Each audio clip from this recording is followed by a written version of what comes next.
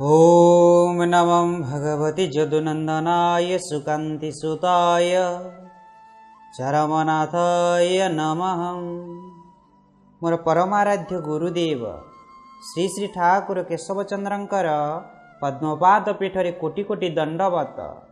ओही वीडियो को देखुथिबा प्रिय भाई भौणी मानंकु सप्रेम गुरुस्वामी। केशव कैवल्य कणिका चरम 5।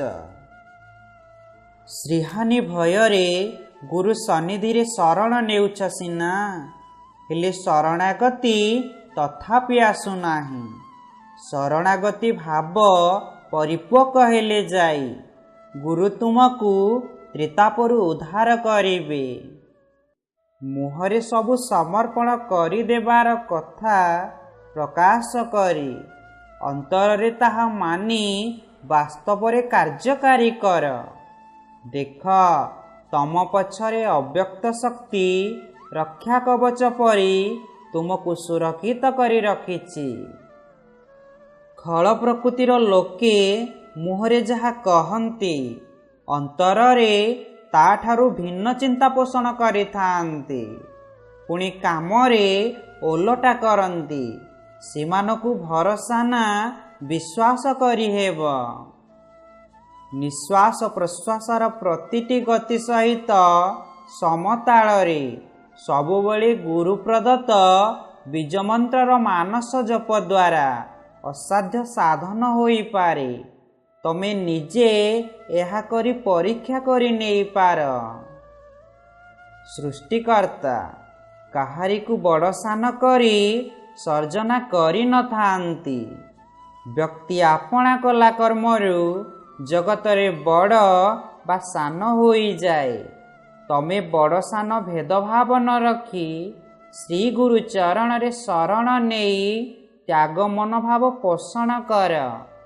निष्ठारे दृढ़ता आसीगले विषया बंधन तुटी जीव। तुमे मुक्त होई भक्त होई जीव।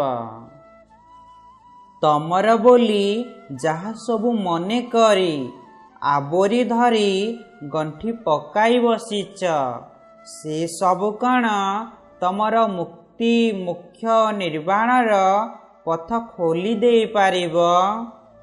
से सबु कण तम सहित गोड़ाई जीव। विषय त्याग कर मुक्ति मुख्य निर्वाण भोग करिब। विषय को आपणार भावी भोग करुथिबा पर्यंत मुक्ति मोक्ष निर्वाण पथरे पाद पकई चाली पारिब नाही। बादानुबादरे सत्य संधान हुए नाही। सत्य संधान एवं ईश्वर उपलब्धि निमंते दृढ़ विश्वास ही लोड़ा। जार विश्वास गाढ़ से सेते अधिक अनुभूति लाभ करे। णीर अर्थ प्रत्यय, प्रत्ययर अर्थ विश्वास। प्रगाढ़ विश्वासर सहित गुरु को आज्ञा और आदेश को मानी कर्म करि चाल। वाद विसंवाद ठारू दूरेई रुह। दान धर्म त्याग सेवा निष्ठा और आंतरिकतार सहित कर। तमे मध्य ईश्वरंकर प्रिय पुत्र होई जीव। मोर शरीर धरी जीव मायारे पड़ी केते भावरे खेलुछि। मोर मतले ईश्वरीय भावटी महा ईश्वरंक सहित मिसी जीवा आशारे आकुल हेउछि। जीव ही सूक्ष्म अनुभूति टिकक अनुभव रे आनी पारु नाही। गुरु ग्रहण करी एकमुखी हेले सिना हेब। बाउला हेले असल लक्ष्यटी भ्रष्ट हेब ओ प्राप्तिर द्वार देशरे ठाई मध्य ताहा शेषरे से हराई बसिब। नश्वर जगतरे जुगे जुगे नारीर प्राधान्य रहिछि।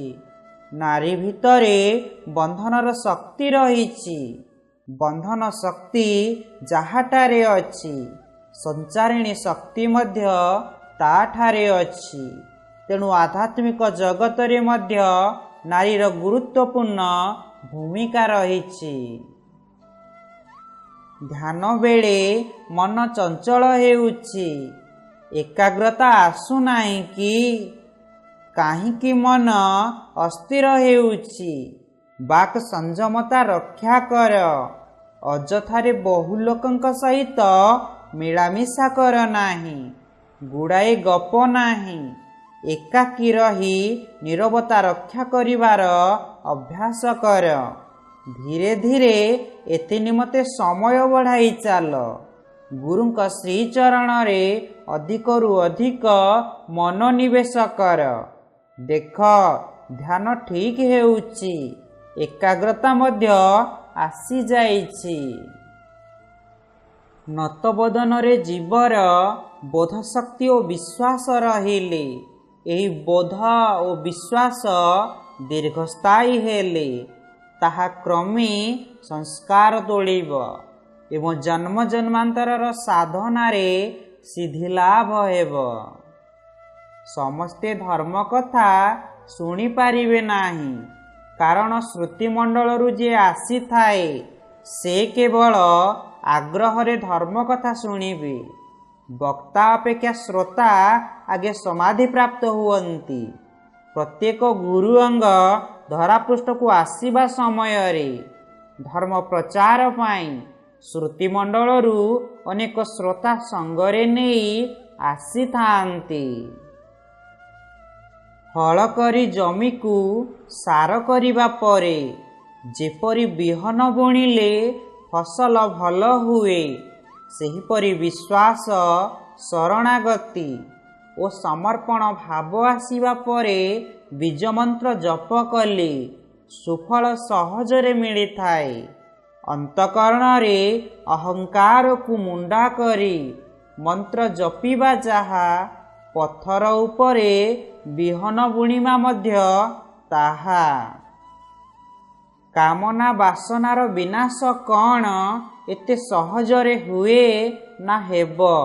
ମନ କଣରେ ଅନୁକୋଟି କାମନା ବାସନା ପ୍ରତି ମୁହୂର୍ତ୍ତରେ ଗଜୁରି ଉଠୁନାହିଁ କି?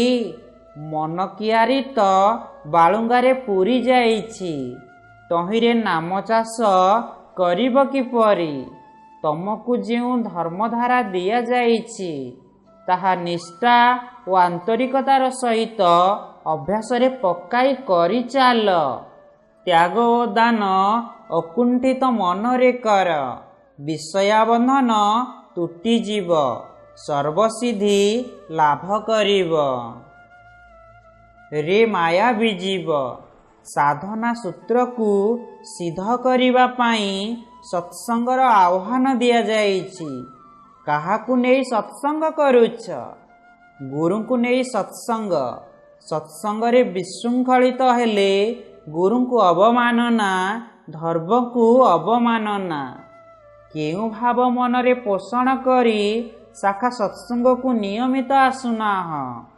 ଗଣ୍ଠିଲି ଫିଟାଇ ତ୍ୟାଗ ଭାବରେ ଦାନ ଧର୍ମ କରୁନାହଁ। ସ୍ୱାର୍ଥପର ଭାବକୁ ଦୃଢ଼ କଲେ ଅହଙ୍କାର ମନରେ ଜମାଟ ବାନ୍ଧିବ। ଶେଷରେ ଦେଖିବ ତମେ ଲକ୍ଷ୍ୟଭ୍ରଷ୍ଟ ହୋଇଯାଇଛ। ମାର୍ଗ ଗୋଟିଏ, ଭାବ ଭିନ୍ନ ଭିନ୍ନ। ଭାବର ଅଭାବରେ ପଥ ହୁଡ଼ି ଜୀବ ବାଟରେ ପାଦ ପକାଏ। ଗୁରୁଙ୍କୁ ଧରି ତାଙ୍କ ନିର୍ଦ୍ଦେଶରେ ବାଟ ଚାଲିଲେ ପଥ ହୁଡ଼ି ଅବାଟକୁ ଯିବାର ଅବକାଶ ନଥାଏ ସତ, ମାତ୍ର ଗୁରୁଙ୍କୁ ମଥାରେ ଧରି କେତେଜଣ ବାଟ ଚାଲୁଛନ୍ତି। ନିର୍ମୋକ ବା ସାପର କାତି ଆପେ ଆପେ ତା ଦେହରୁ ଛାଡ଼ିଯାଏ।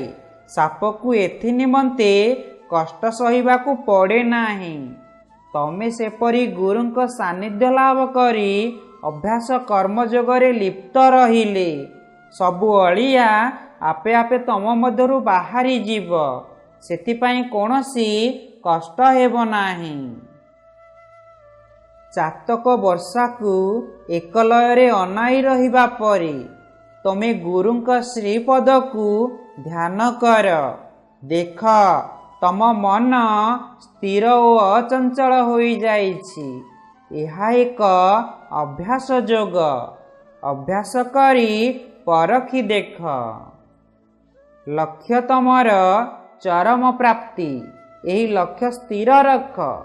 ବିଷୟା ଜଗତର ସମସ୍ୟାରେ ଅସ୍ଥିର ହୁଅ ନାହିଁ। ସାଂସାରିକ ସମସ୍ୟାର ସମାଧାନ ପାଇଁ ଗୁରୁ ସନ୍ନିଧାନରେ ବ୍ୟସ୍ତ ହୁଅ ନାହିଁ। ଜାଗତିକ ପ୍ରାପ୍ତି ତମର ଲକ୍ଷ୍ୟ ନୁହେଁ। ବିଷୟା ପ୍ରାପ୍ତି ଆଶା ପୋଷଣ କରି ଅଳି କଲେ ଚରମ ପ୍ରାପ୍ତି ଠାରୁ ଦୂରେଇ ଯିବ। ସାବଧାନ, ଆଗକୁ ଘୋର ଦୁଃଖ ସଙ୍କଟର କାଳ ଘନେଇ ଆସୁଛି। ଶ୍ରୀ ଶ୍ରୀ ଠାକୁର କେଶବଚନ୍ଦ୍ରଙ୍କର ଚରମରେ ଲିଖିତ କେଶବ କୈବଲ୍ୟକଣିକା ଗୁଡ଼ିକୁ ଏହିଭଳି ଭିଡ଼ିଓ ମାଧ୍ୟମରେ ପାଇବା ପାଇଁ ଆମ ଚ୍ୟାନେଲକୁ ସବସ୍କ୍ରାଇବ୍ କରିଦିଅନ୍ତୁ ଓ ଆପଣଙ୍କ ସମ୍ପର୍କରେ ଥିବା ସମସ୍ତ ଗୁରୁ ଭାଇ ଭଉଣୀକୁ ଏ ଭିଡ଼ିଓଟି ସେୟାର କରିଦିଅନ୍ତୁ। ଆଗାମୀ ଭିଡ଼ିଓରେ ପୁଣି ଦେଖା ହେବ। ସେ ପର୍ଯ୍ୟନ୍ତ ସମସ୍ତଙ୍କୁ ମୋର ସପ୍ରେମ ଗୁରୁସ୍ୱାମୀ ବିଦାୟ।